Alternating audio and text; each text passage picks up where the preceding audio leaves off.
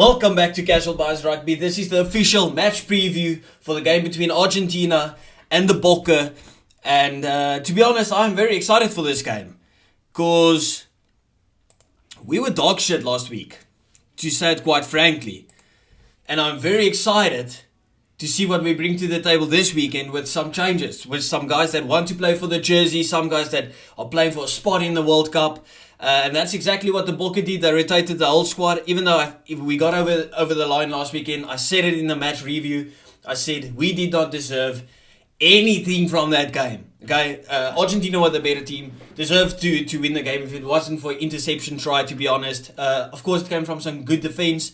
Hopefully this weekend is a better performance from our boys. Hopefully that was like a wake-up call for us to actually go and perform in this game. So that in this video we'll be looking at quickly just flying through the history of the two teams, because I did it last weekend.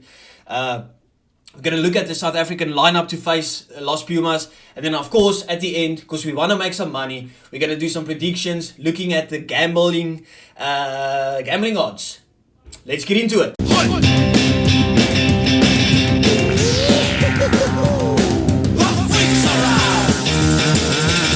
Starting off with the history between the two teams, as I said, I'll just fly through it. The past 5 games, all 5 times have been won by South Africa.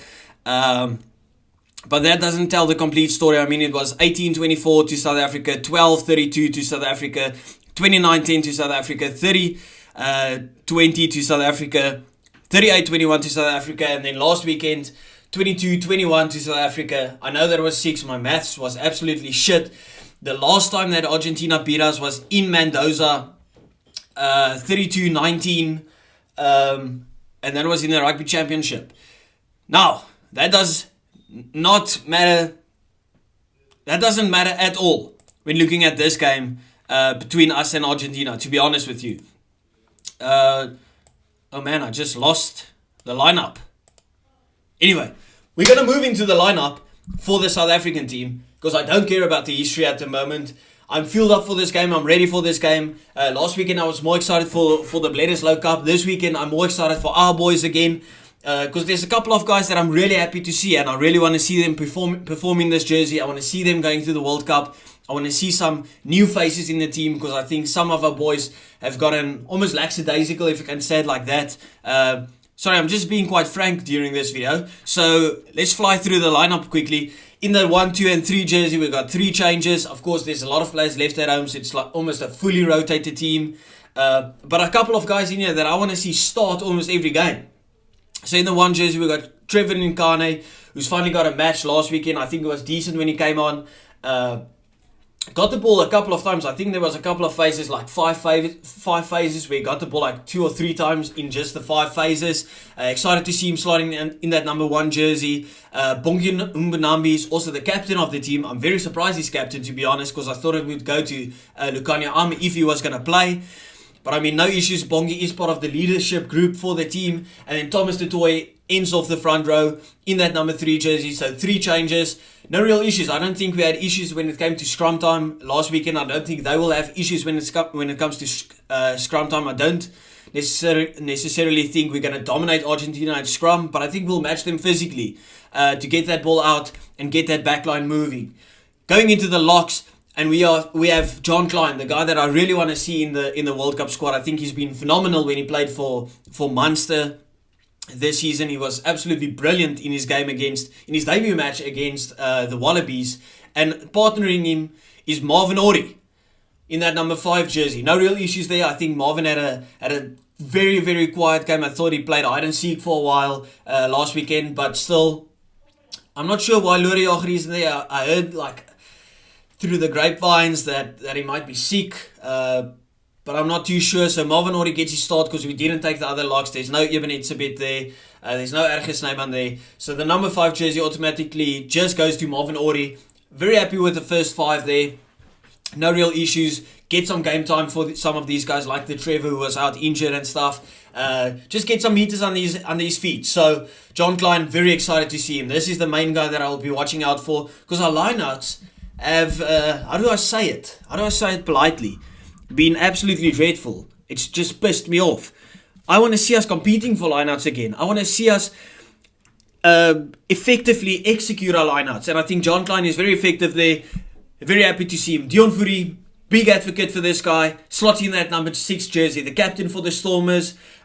He's going to be crucial for us here over that ball, slowing that ruck ball down that Argentina likes to get out quickly. He's absolutely brilliant when it comes to the breakdown. So I'm very excited to see him. I think it's his first start for the Springboks.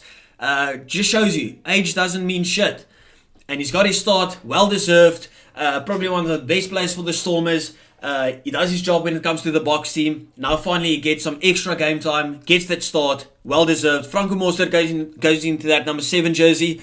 Preferably, just my opinion, I would have loved to have seen Jean-Luc start. Jean-Luc Dupree, that plays for Sale Sharks, because he's absolutely brilliant. And I think Franco Mostert, even though he's a great player, and I really do rate Franco, he should play every single game. But I do think he should play every single game from the bench.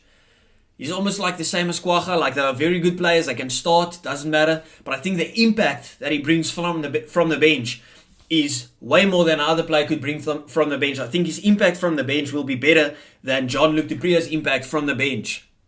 Just my opinion. Let me know if you don't agree with that. I know it's quite a controversial one, but that's just the way that I look at it. Jasper Wiese finally gets another start. Very happy to see that. I still believe he should be the number 1, even though Dwayne Vermeulen is rolling back the clock a bit.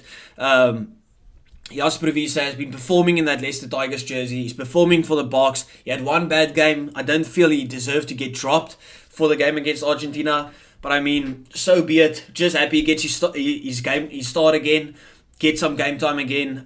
Gets the backing from the coaches. Overall, front row, or not the front row, the forwards, very happy. I know it's wholesale changes, but I think that's what was needed. I think it's a good kick up the butt for some of our guys, and then you play one of your strongest teams against Wales, and then you play another rotated team against the All Blacks, so you don't get any injuries. That's the way that I would have approached it. Okay, 9-10 combination should be the 9-10 combination for every game. Okay, Kobus Reinach is the best scrum half in this country. There's no doubts about it. I just think he brings so much to the table for us. I think he fits in perfectly with Manie Lebok in that 10 jersey. I know Fafi is good. He's still one of the best, okay? But I just think systematically these two work perfectly. I think we could have had a much better game if it wasn't Faf playing at the 9 jersey. Not because Faf is a reason that we were playing better. I just think the chemistry between Faf and Manie and the way they approach it isn't the same. I just think the way Kobus Reinach and Manie Lebok linked up in that first game against Australia was brilliant. They just understand each other. It's the same way of thinking, same way of approaching the game when it comes to the attacking game. Very happy about that. That should be it. Same with the number 12. Andre Esterhuizen and Lukhanyo Am. In my opinion, that should be the center combination. I think Andre Esterhuizen just brings so much to the table for us. Absolutely brilliant player. Deserves their start. Actually deserves a couple more starts since Damien de Linde has been a bit quiet. And Andre Esterhuizen has just been showcasing his class over the past couple of seasons at the Harlequins. Deserves this start. To be honest, even though I'm a big advocate for Lukhanyo Am, I feel he should have been captain for tomorrow's game. I would not have dropped Jesse Kriel. It's my controversial opinion. I think Jesse Kriel was our man of the match last weekend. I think it deserved another start, another run. Even though Lukhanyo Am is our number 13, I just think you got to show some confidence in players that really performed in a game. That's why I also felt John Klein shouldn't have been dropped after his first game against the Wallabies. But I mean, the coaches think differently. Lukhanyo Am slots in that 13 jersey. Kainan Moody on the right hand side. Mapimpi on the left. With Damian Willemse ending off the 15. No real issues. I've said it for a while. Damian Willemse should start at 15 with Willie on the bench, just because I think Willie's impact could be so much more crucial to us at the end of the game. I think he gets better as the game goes on. But Willie still one of probably our standout player when it came to this rugby championship. So doesn't warrant him to get dropped? Probably not. But it really pissed me off to see Damian Willemse come on last weekend for 2 minutes. I think that was a disgraceful move. I think that was almost just a slap in the face. Just the guy is still young. He's the next fullback for the Boks. Fullback or number 10 if you want to see it like that. Could even go onto the inside centre position. he should get more game time. That's almost like a, you know, when you watch football, like soccer, football, and you see like a youngster of 16, 17, 18 years old coming on in stoppage times, and the main guys go off. That's almost like the sub that we did last week with Damien Willems. It really, really, really annoyed me. So I'll just move past that. But overall, with the first 15, very happy. I'm satisfied with it. I think it's enough to get us over the line, even though it is in Argentina. I think these guys have a lot to play for, seeing that our team is being announced next week, Tuesday. So I am hyped, and I am pumped, and I have got big expectations. Now, I'm not going into it with so much ego and confidence as I went in last weekend, but I still trust our boys to pull it over the line. Going into the subs, we'll just fly through it. Joseph Tueba, Gerard Steenkamp finally get some game time, and Vincent Koch. I mean, I've never seen Vincent Koch even start a game in my life, and still he's on the bench. Jean-Luc Dupree, very excited to see him, of course, with the young Evan Roos. Evan Roos is my age. He looks about 20 years older than me. And I mean, that's absolutely crazy. Very excited to see, especially Jean-Luc Dupree. Deserves his start. He's been in the lineup the whole time, or the squad, but he doesn't get into the lineup. Finally gets it. Hope he gets some game time to showcase what he's worth. I hope maybe a Franco Mostert goes off directly after the first half. Jean-Luc slots in. That's my hope for it. Get him some game time. Franco Mostert, save him for the World Cup. Make sure he doesn't get an injury, because we know Argentina plays very, very hard. Herschel Jantjies, no real issues with him, to be honest, to get him some game time for if there was something to go wrong. Throw him on the bench. Jesse Creel deserves to be there at least. And Kurtley Arendse, now this is the one that I'm thinking, what are we going to do with him? Because he is also a utility back. He can slot into that wing position as well as the fullback position. So, interesting. Do they maybe experiment with him going onto that fullback position as Vili cover? Are they satisfied with Damien at 15? Are they going to sub him for Mani Leborg? Damien goes into 10 and Kurtley Arendse goes to fullback. Is Mapimpi or Moody just coming off and he's slotting into one of those wings? I don't know. Let me know what you think about it. And finally, we're getting to the betting odds. Oops, I just opened the wrong page. Now I've got to open it again. Finally, I've got it going. South Africa's still the favourites. I would not blame you if you throw your money on Argentina, especially because they almost have 3 odds.